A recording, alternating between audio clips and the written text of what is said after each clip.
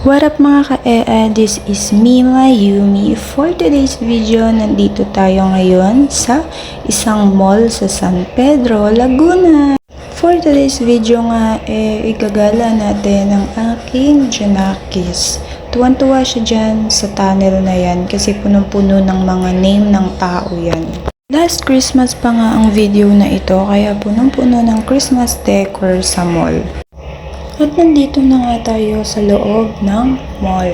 Ayan, naglalakad kami. And tinuturo ng anak ko yung mga Christmas decor na nakikita niya dyan. Ang ganda, diba?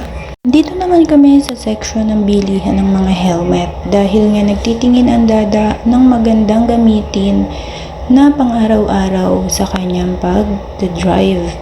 At ayan ang aking Junakis nagtitingin-tingin. Ito naman ang section ng bilihan ng mga long sleeve na pwede niyang gamitin sa pang-araw-araw din. Tinitingnan niya din yung quality dyan. At nandito naman tayo sa bilihan ng mga damit pambata dahil nga bibila namin ang aming Junakis ng kanyang damit. Pumipili nga din pala kami dito ng mga pwede pang bilhin para sa aming Junanak dahil nga super laki na niya at lahat ng mga damit niya ay super liit na din. Kaya naman kailangan na natin bilhan ng bago as a nanay. Talaga namang gusto natin laging maayos ang damit ng ating mga Junanak. Nandito naman tayo sa section ng mga laruang pangbata dahil nga bata, kaligayahan ang mga laruan. Kaya naman bibilhan natin ang ating anak upang hindi siya magligalig dahil nga lalaki gusto niya ay laging may laruan kagaya niyan, mga robot, cars, dinosaurs at iba pa. At ayan, pinapapili na namin siya dahil hindi siya makapili kung ano sa dami ng mga nakikita niya. Nagal-tagal nga ng pag-iikot namin dito sa section ng bilihan ng laruan ay ito na talaga at nakapili na ang aming Junanak kung ano ang kanyang magugustuhang laruan. And eto na nga, kinuha na ng dada ang laruan na gustong bilhin ng aming Junanak.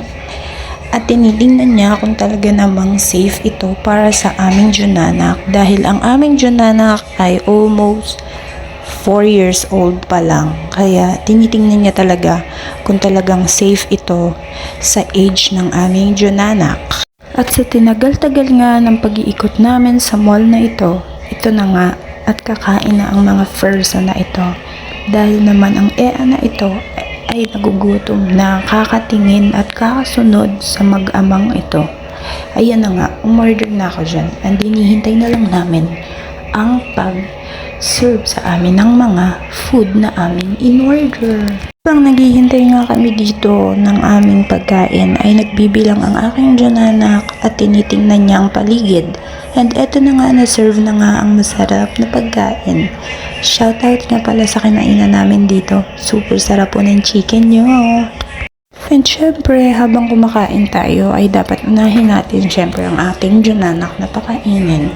Dahil ganun tayong mga ina. After nga namin kumain ay etong lumabas na kami dahil hinihintay namin ang aming mga tita na susunod sa amin sa mall na to. Habang kami naghihintay, ayan at nakikipaglaro nga ang aming anak sa baby girl na ito dahil siya ay nabuboard. Eto nga at dumating na ang aking mga tita dahil sila ay na-traffic sa kanilang pagpunta dito. At ayan ang aking anak, kakain na naman at nagutom na naman siya. And gabi na nga kami nang kami ay pauwi na dahil super nag-enjoy naman talaga ang mga bata dito. And hanggang dito na lang.